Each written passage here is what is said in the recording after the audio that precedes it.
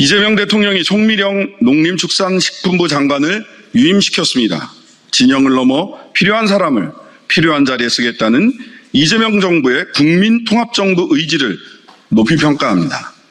또한 송 장관의 유임이 공직사회에 보내는 대통령의 강한 메시지였다는 점도 이해합니다. 12월 3일 내란의 밤에 대한 진실을 말할 수 있고 국정수행의 능력을 보인다면 이재명 정부와 함께 갈 수 있다는 의미를 담고 있다고 해석합니다.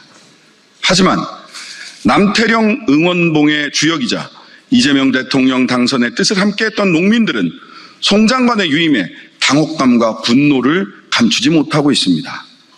송 장관은 양곡관리법을 농망법이라 부르며 거부했던 윤석열 농정의 집행 책임자였기 때문입니다. 따라서 송 장관이 이재명 정부가 약속한 식량 주권 강화, 농가 소득 보장, 농촌 활성화 등 국가 전략 산업으로서의 농업 이상 강화를 집행할 능력과 의지를 갖고 있는지 의문이 제기될 수밖에 없습니다. 이러한 농민들의 분노와 우려에 대해 송 장관은 농업정책의 당사자인 농민들에게 직접 답변해야 합니다. 그래서 조국혁신당 인사청문 TF는 송미령 장관에게 다음과 같이 요구합니다. 첫째, 진심을 담아 반성하십시오. 시작은 반성입니다. 이재명 정부 농정은 윤석열 정권의 농업정책에 대한 철저한 반성과 기존 농업정책에 대한 전면 재검토에서 출발해야 합니다. 농민들에게 진심을 담은 사과부터 하십시오. 둘째, 농민단체와 조속히 만나고 지속적으로 소통하십시오. 농정 책임자가 이해 당사자와 만나지 않고 농정을 펼칠 방법은 없습니다. 농민단체를 직접 찾아가 반대 이유와 우려를 경청하고 진정성 있게 소통하십시오. 문전박대를 받더라도 다시 찾아가고 험한 말이 앞서도 들어야 합니다. 노무현 전 대통령님이 후보 시절 보좌진이 말렸음에도 계란 세례를 각오하고 농민집회 단상에 올라 자신의 소신을 밝혔던 일을 되새겨 보시기 바랍니다. 셋째, 농림부 조직쇄신 방안을 보고하십시오. 농민들의 신뢰를 얻기 위해서는 조직을 쇄신해야 합니다. 윤석열 정권의 농림부는 농업, 농촌 현장에서 너무 멀어졌습니다.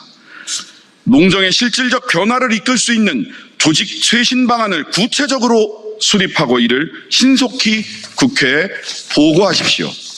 넷째, 거부권이 행사되었던 법안들을 비롯하여 산적한 농업 관련 법률의 조속한 통과를 위한 구체적 방안을 보고하십시오. 그리고 이를 뒷받침할 예산 확보 방안도 선제적으로 마련하십시오.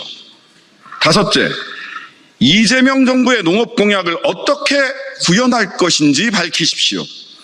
의지가 아니라 구체적인 실행 로드맵을 조속히 마련하여 국민과 대통령 그리고 국회에 보고해야 합니다. 이재명 대통령은 농어촌 주민수당 지급 및 농림수산식품 분야 예산 확대, 자치분권형 농정 추진, 쌀값 정상화, 농산물 유통 개혁 및 공익직불금 확대 등을 공약했습니다. 주요 농산물 가격 안정제 도입, 농어업체의 국가책임제 도입, 농촌재생 프로젝트, 청년 여성 전문 인력 공동영농 조직 등 미래 농업의 인재 양성도 공약했습니다. 송 장관의 유임으로 이와 같은 공약들이 유실되지 않을지 우려가 큽니다. 송 장관은 분골 쇄신과 같은 추상적 말이 아니라 정책 실현 의지와 갈등 조정 능력을 구체적으로 보여줘야 합니다. 조국혁신당은 송 장관에게 이와 같은 5대 실천 행동을 즉각 실행할 것을 요구합니다. 송 장관은 유임 장관이라서 법이 정하고 있는 인사청문 대상은 아닙니다. 하지만 새 정부에서 새로운 정책을 펼쳐야 하는 만큼 인사청문에 준하는 검증 절차 역시 필요합니다.